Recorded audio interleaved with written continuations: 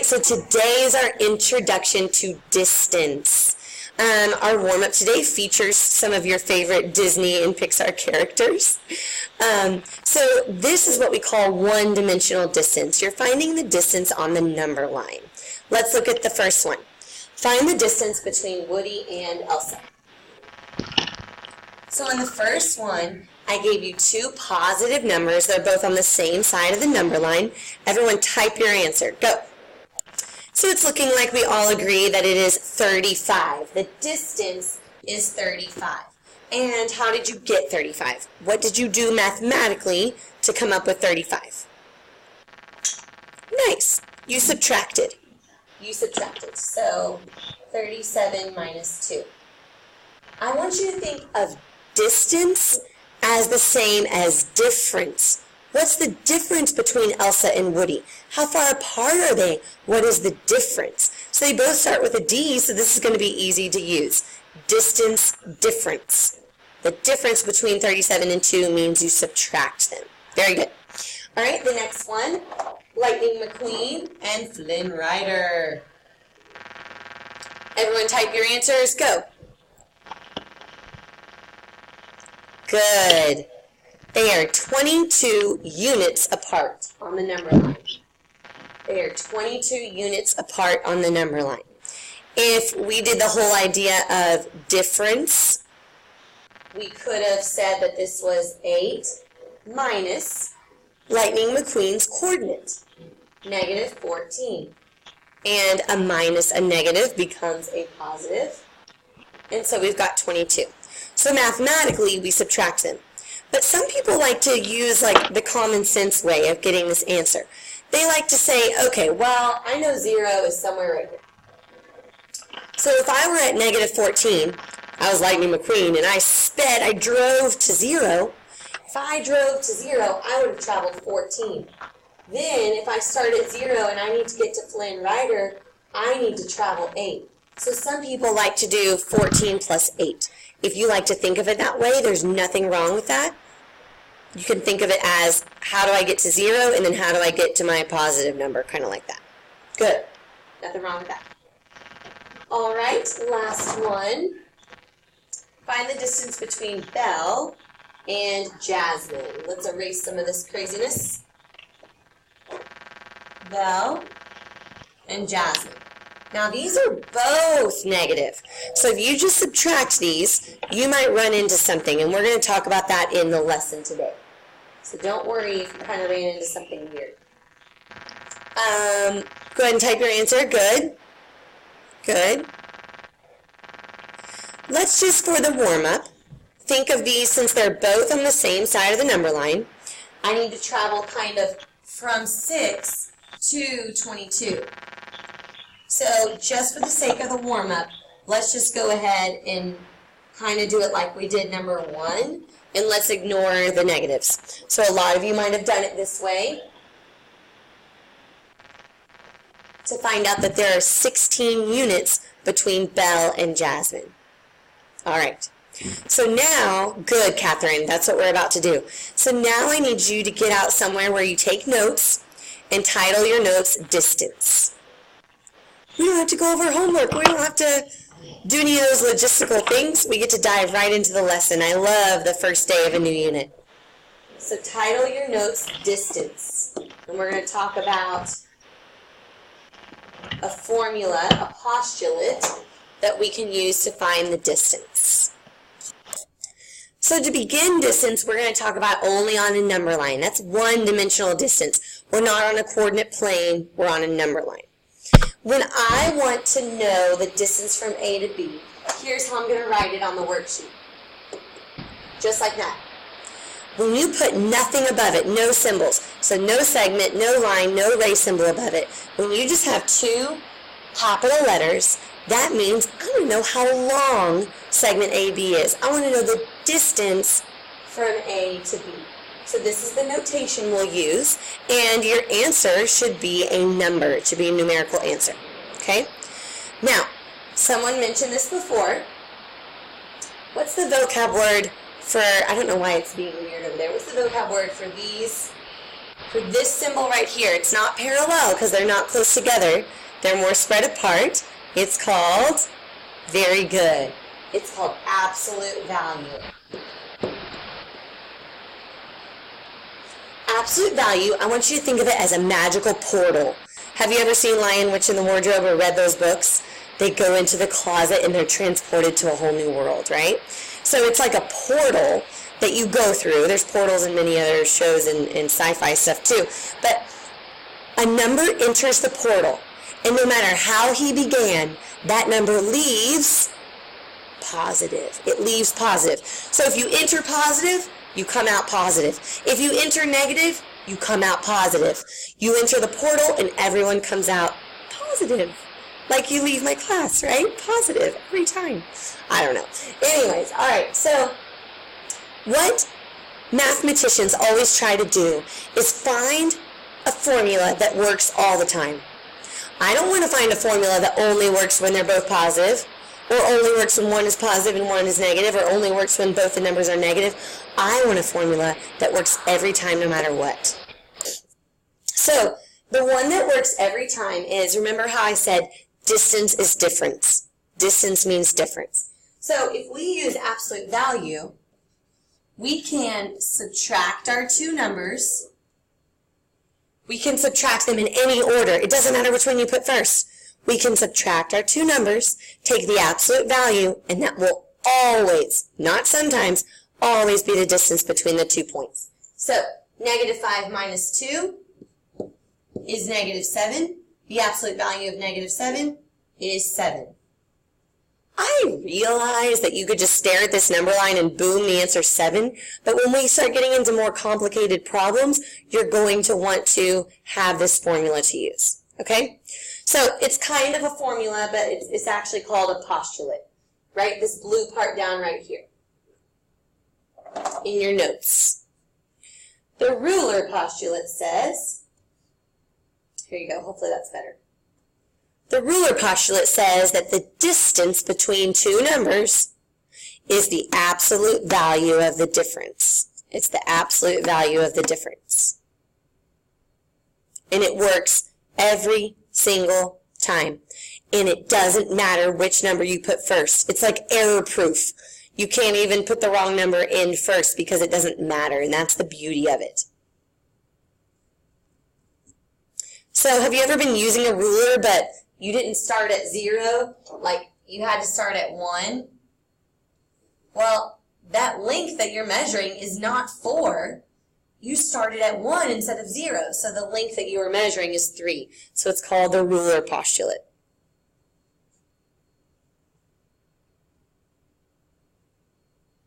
Oh, so I want to use that same number line from the warm-up, but now I only want to use the ruler postulate. No common sense way allowed.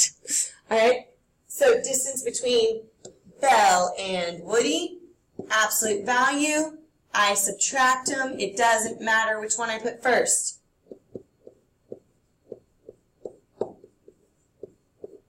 So I take Woody's coordinate, Belle's coordinate, I subtract them. Order doesn't matter.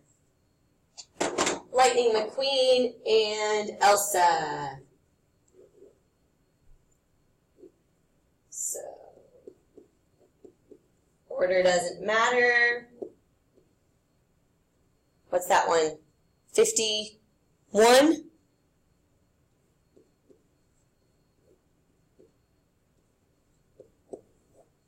Because we're taking the absolute value, we know that if we do end up getting a negative, that negative's going to go away. Now, we don't take away the negatives until the very end. Do you see how I didn't change 14 to positive 14? I solved the inside. It's order of operations. You solve the inside, negative 51, then you take the absolute value. Everyone okay with that? Okay, let's move on. Oh, gosh.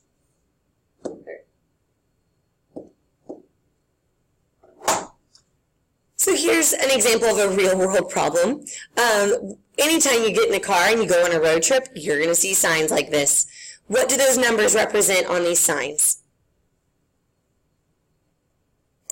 Okay, So those numbers, they're called mile markers. Good. They represent your mileage. So if you start on an interstate where the interstate begins, you're at mile 0, and then 5 means you're at mile 5. You're at mile 26, you're at mile 286. Okay. All right.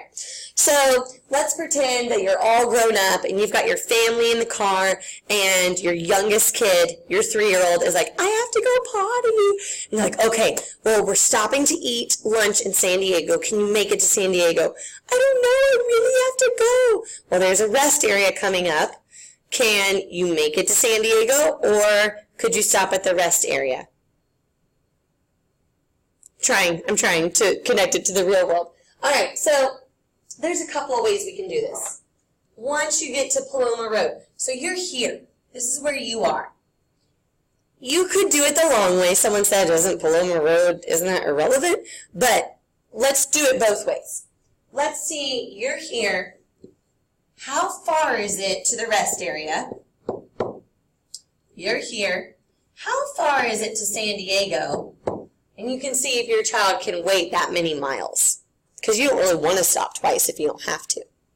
So let's do it this way, even though I understand that it is the longer way. It's so good reasoning. All right, so we are subtracting.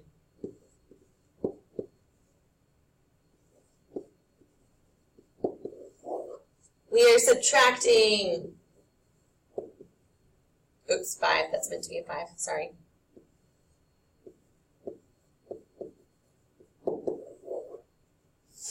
All right, so these are our two distances. How much farther actually is telling us to subtract 1 last time. So 281 minus 21.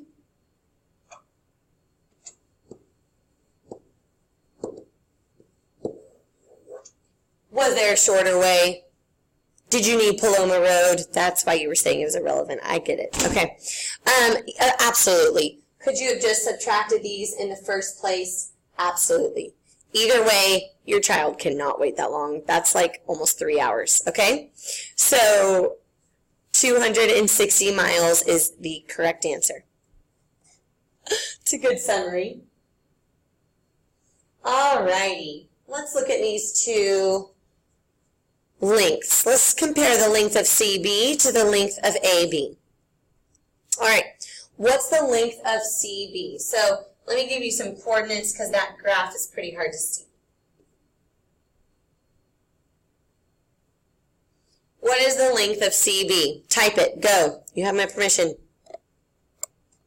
Wonderful. 10. There's quite a few ways to get this. You could have done the absolute value of the difference. The absolute value of the difference, the absolute value of the difference. You could have counted squares. 1, 2, 3, 4, 5, 6, 7, 8, 9, 10. That is totally allowed. So there are multiple ways to get the length of CB. Counting is allowed. You don't have to show absolute value of the difference every time. All right, now, what about the length of AB? I have this weird thing in my smartboard where it's like bending right there. How long is AB? So I'll give you some coordinates. A is at 1, 1, and B is at 4, 8.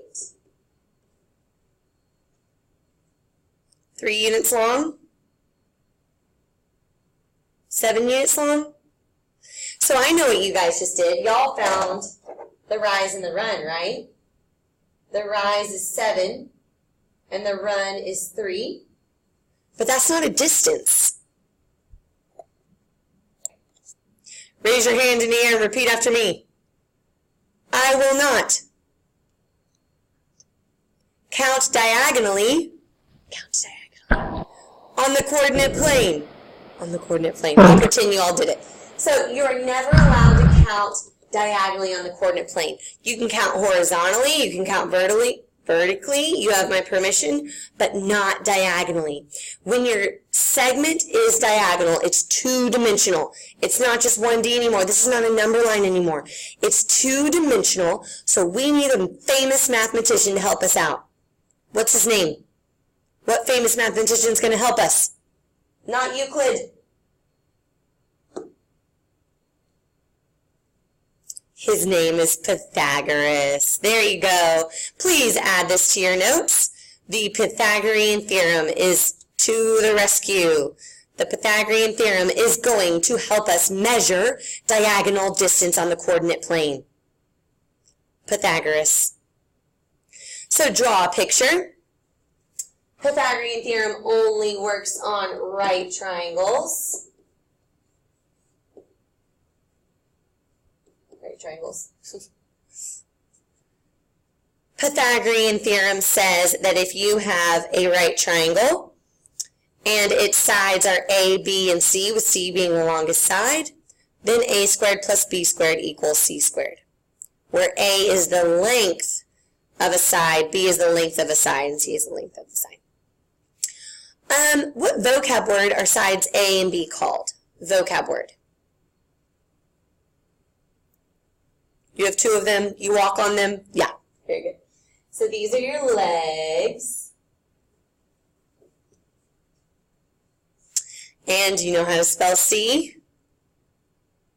Hypotenuse. Good job. C is the hypotenuse. A and B are interchangeable. I don't care which one's A and which one's B. They're both legs. But C always needs to be the longest side. C always represents the hypotenuse. The hypotenuse is always across from the right angle, and it is always the longest side. I'm going to move on. Hi, Pythagoras. Thanks for coming up with your theorem. Okay. Our triangles are not always going to be oriented perfectly like that one. I'm going to flip them and rotate them on you. So just make sure that you know which sides are the legs and which side is the hypotenuse. Which side are the legs, and which side is the hypotenuse. The hypotenuse, how do you find it? You draw an arrow away from the right angle, and you will be pointing straight at the hypotenuse. All right, I want you to number these 1 and 2, and solve these for the missing side in your notes. Solve for the missing side using the Pythagorean theorem. Good, Franklin. If a triangle does not have a right angle measure, we should not be using the Pythagorean theorem because we don't know that it's a right triangle. And that was in your assumptions homework last night. Good. You cannot assume that those two legs meet at a 90-degree angle. Good. All right, so let's set these up and solve these. We know that the Pythagorean theorem says A squared plus B squared equals C squared, where A and B are our legs. It does not matter which one is which. Our calculator tells us that this is 9 plus 49. Our calculator says that this is 58. And then when we are solving math equations, we want to do the opposite of what's being done to a variable. Right now, x is being squared. What's the opposite of squaring something?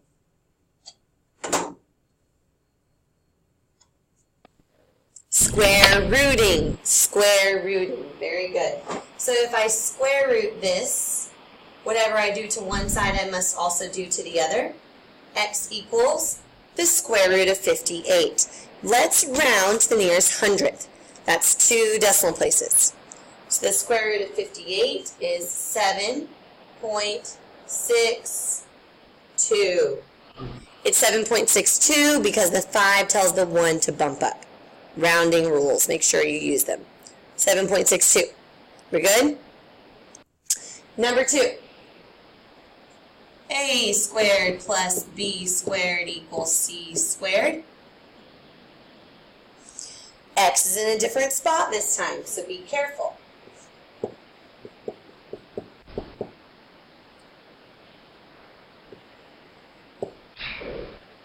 When we're trying to solve for a variable, we do the opposite of what's being done to it. Right now, that's a positive 25. What's the opposite of positive 25?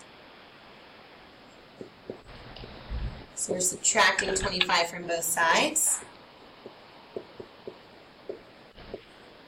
Right? Square root. Square root it.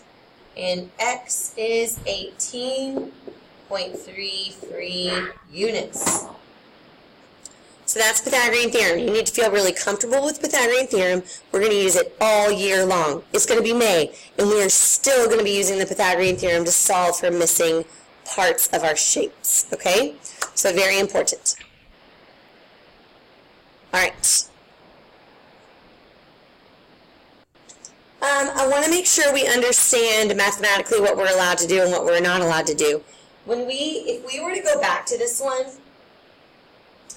and if we were to right here decide, I want to take the square root of both sides, I'm ready for it. Well, you could have done it here, but just be careful that you need to take the square root of 3 squared plus 7 squared. You can't take the square root of 3 squared and the square root of 7 squared and then add them together. Order of operations says you need to take care of this stuff inside first. So I just wanted you to know that these are not the same. We're going for this one. We're not going for this one when we're doing Pythagorean theorem. All right. So let's go back to that exact same problem we had. You guys were saying the distance is 3/7 because you were using slope, or 7/3. You were trying to use slope to get at distance. And even though the rise and the run affect distance, that's not necessarily how you go straight to finding it, okay? So take a look at the same problem. I took that diagonal segment that I promised I would never count. I took the diagonal segment and I made it into a right triangle. It's now a right triangle. So to find the distance, we're going to start with Pythagorean theorem. Which one's A and which one's B? It doesn't really matter. Let's see which one I made A and B. We'll do A as the change in X. There we go. So how far was it? How long is A? So let's say, how far is it from 1 to 4? And in that problem, you already told me it was 3. So A is 3. Now let's do B. B is delta Y. How far is it from 1 to 8? And you already told me it was 7. So the legs of the triangle are like delta X and delta Y. They're like number line distance and number line distance. Delta means change. Delta means subtract. So that's like saying, remember, how did we get 3? 4 minus 1. How did we get 7? 8 minus 1. And then, if we want to get C all by itself and find out what C really equals, then we square root both sides. If we square root both sides, we have just derived what's called the distance formula. This right here, this was Pythagorean theorem, and we converted it to something called the distance formula. Write this down in your notes. This formula is the most important piece in your notes all day. You can write the formula 2 different ways. You can say the square root of delta x squared plus delta y squared, or you can write the true distance formula that shows up on your geometry resources. You do not have to memorize this formula, so that's good. Example number 1. This example is not on the coordinate plane, so we can't just count delta x and count delta y and do Pythagorean theorem. Instead, for an example like this, it's best to use our distance formula, our new formula. Now, here's what I recommend. While you're still getting used to it, I recommend you draw the template of the distance formula. That's what I call this. Right here, I do this. I know it's a squared plus b squared, and then I know it's delta x and delta y.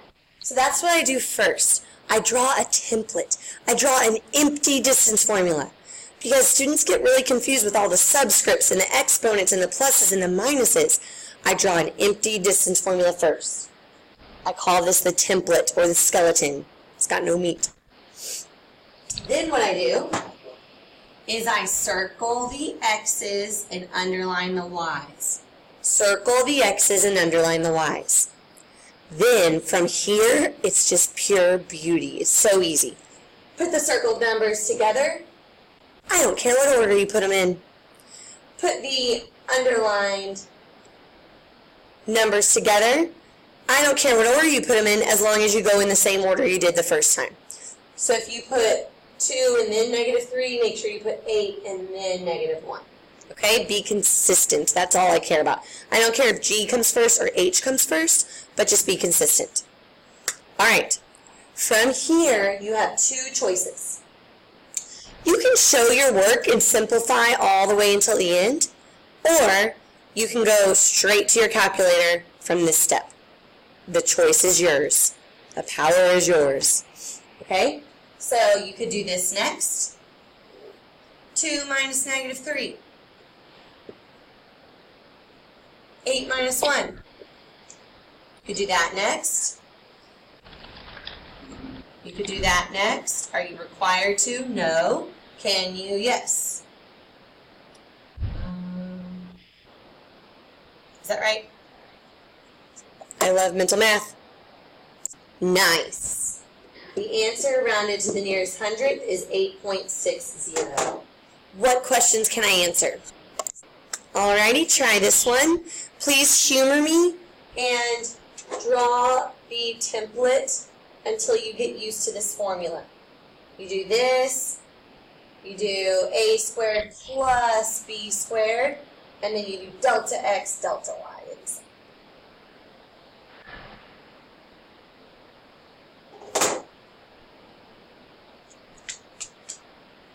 Okay, I'll go back just a second. Circle your x's and underline your y's. Alright, so we put our circled numbers together. I'm going to do the 5 first this time, just to show you that it can work either way. So I'm going to put the 5 and then the 9. I'll go this way. Put the -2 and then the -1. We have to be very careful here. Look in that second parenthesis. -2 minus -1. Whoa, that's a lot of negatives in one parenthesis. So make sure you're clicking a button for each negative there, okay? The black one is a minus and the red ones are negatives, okay? I'll work it out step by step, although you are not required to do this, okay?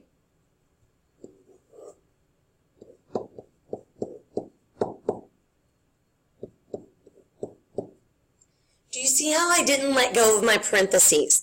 If I were to type -4 squared in the calculator, it's going to say -16. And that's bad. Distance is not negative, guys. We don't want negatives. So hold on to your parentheses until you're done simplifying. Your calculator, if you put parentheses, will tell you -4 squared is +16. All right, and the square root of 17 to the nearest hundredth is 4.12. 2 decimal places. If you write the number 100, how many zeros does it have? It has 2 zeros. That's how you know how many decimal places. If I say the nearest thousandth, you write the number 1,000 down. Oh, it has 3 zeros, so 3 decimal places. All right, we're almost to the end, have no fear. We have all sorts of segments thrown onto a coordinate plane. Let's just talk strategy. If someone said, find CD. First of all, remember that when we say this, that means the distance from C to D, the length of segment CD. You now have 2 good options to find that length. Option number 1. You turn that segment into a right triangle. You turn the segment into a right triangle. You find delta x, 1, 2. You find delta y, 1, 2, 3, 4, 5. And you use Pythagorean Theorem. 2 squared plus 5 squared equals x squared. So that's option number 1. That's my favorite option. Option number 2 is you get the coordinates of C and the coordinates of D. What is it? 4, -2. You get the coordinates and you plug them into the distance formula. The distance formula and Pythagorean theorem are the same thing. They're just different ways to think about it. So when you are asked to find a diagonal segment on the coordinate plane, you either go the Pythagorean theorem route or you go the distance formula route. Are you team PT or team distance? All right, last one. This is our exit ticket. This will wrap up our lesson.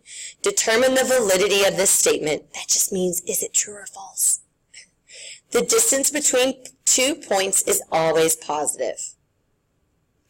So, since we talked about distance earlier in the lesson being the absolute value of the difference, then the answer to this statement is true. The distance between 2 points is always positive. There's no such thing as a negative length. There's no such thing as, oh, the length of my arm is negative 12.3 inches. No, it can't be negative. So length and distance are always going to be positive. Have a great weekend.